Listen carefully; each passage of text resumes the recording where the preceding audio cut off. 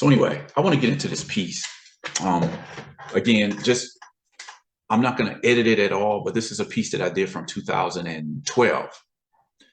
And I actually put the date wrong on here. Whitney Houston, I think she died in 2011, but this article is from 2012. So if this sounds like the article is dated, it is because it came out in 2012, but it's still relevant today with how I see Black female singers are dealt with in Brazil.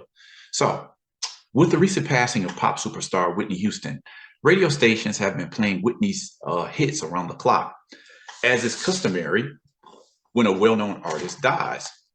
Today, I heard some of Whitney's greatest hits, songs I hadn't heard in a while. When I heard the song I Have Nothing, I marveled at Whitney's emotional intensity and vocal range, a voice that had become only a shadow of itself in the years before she passed away. A few things came to mind as I listened to her vocals and the music production with its searing strings and orchestral horn arrangements. First, I remembered the night of the Soul Train Music Awards sometime in the late 80s or early 90s when Whitney was booed after being introduced to the audience. It seemed that after Whitney's first 2 or 3 albums, Black folks deemed her music, quote unquote, too white. Her songs were more Barbara Streisand than Aretha Franklin, and folks wanted her to know it. Whitney Houston's music again brought to the fore the question of exactly what is Black music. Is it specifically soul, gospel, and hip hop, or is it any style of music that is just sung by Black artists? I mean, what do you do with somebody like Charlie Pride? You know, big country singer, but he was Black. Whitney came along in an era of American pop music when artists such as Michael Jackson and Prince, I would even say, somebody like Lionel Richie, had only a few years earlier began to break down the segregated walls of American radio and music television. For those who don't remember the days before MJ's videos were given primetime TV specials, there was a time when Black artists were banned from MTV's playlist. The excuse?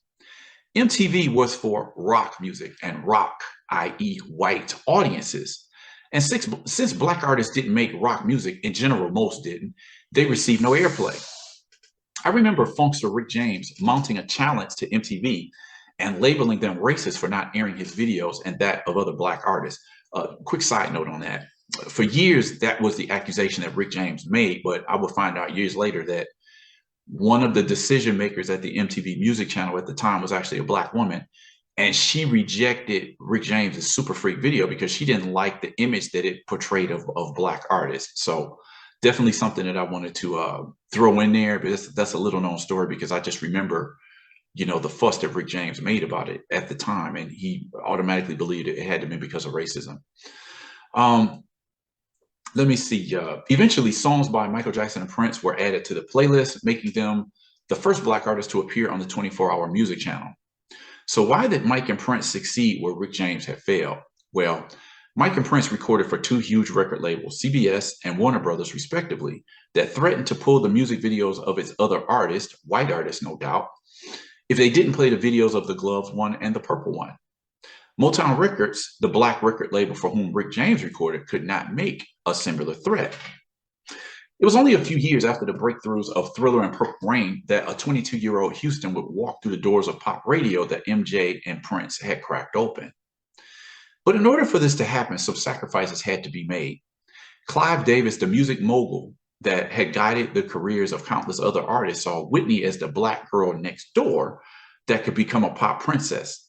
But to successfully market Houston to the masses, he had to tone down her gospel-inflected vocals. Stories would surface many years later that had Davis ordering Houston and her producers to redo songs if they sounded, quote unquote, too Black. Again, in order to reach the masses, her sound had to be more Streisand than Franklin. The formula worked, and Whitney went on to sell more than 170 million albums throughout her career. Now, while it is true that Houston's albums were definitely short on gritty soul and R&B, it is also true that there was no Black voice in mainstream American music making these types of songs and selling millions of records in the meantime. True, much of Houston's music was lightweight fluff and carried out music arrangements that wouldn't have been out of place on a Muzak channel or at a Barry Manilow concert. But Whitney represented yet another signal that Black folks were moving on up, as the Jeffersons theme song would say. Well, at least some Black folks. The point here is that Whitney at least had the opportunity to make this type of music and climb to levels of success that only a decade earlier may not have seemed possible for a Black artist. I didn't necessarily care for all of Whitney's music, but I accepted the necessity of someone having the opportunity to record it. Some of music's greatest Black singers and musicians stepped outside the boundaries of culturally accepted Blackness, stretched the boundaries of music, and or found huge success doing it. Let's imagine some of the works of Duke Ellington, Jimi Hendrix, and the aforementioned Prince. Whether you love their music or you just ain't feeling it, their contributions to music cannot be underrated. No, Whitney Houston was not Mary J. Blige, but if you want Mary J. Blige, the range of Black music is such that you can choose one or the other or both. Whitney's soaring vocals and appearance in the movie The Bodyguard took her to heights that Marian Anderson was not allowed to achieve. Also consider Houston's achievements in comparison to the situation of Black Brazilian singers. Whether Brazil likes to admit it or not, it is a highly segregated society, so much, not so much residentially, but in the upper echelons of society. If you do a little research, you will discover that Brazil's government, institutions of higher learning, media, and many other areas are overwhelmingly white. This in a country of 200 million that recently declared itself majority non-white. Although many Brazilians are quick to point to the United States as the real racist country, the fact is, even with the clear underrepresentation of African Americans in many realms of American society, the existence of Black Americans in the highest echelons of business, politics, medicine, law, and education far outnumber the numbers of their Afro-Brazilian counterparts. The music industry is but another example of Brazil's dictatorship of whiteness. In Brazil, Black musicians and singers are expected to sing the country's national style of music, the samba. Samba is to Brazil what jazz and blues are to the United States. And it was during the 20th century that the association between Afro-Brazilians and samba was permanently embedded into the consciousness of the Brazilian people. But as one dreadlocked Black teenager said to author Ricardo Santiago at a seminar about Blackness, but everybody knows that we can do this well. What they don't know is that we can go much further.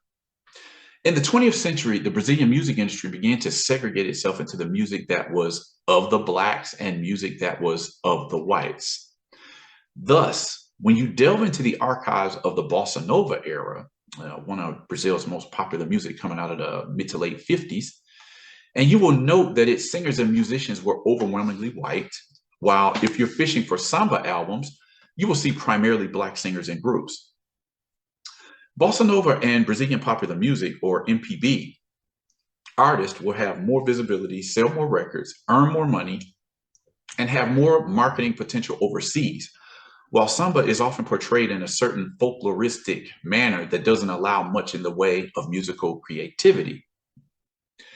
Music critic Nelson Malta noted that in the 1990s, the singer Sandra de Sá was practically the only Black female singer in the area of Brazilian popular music.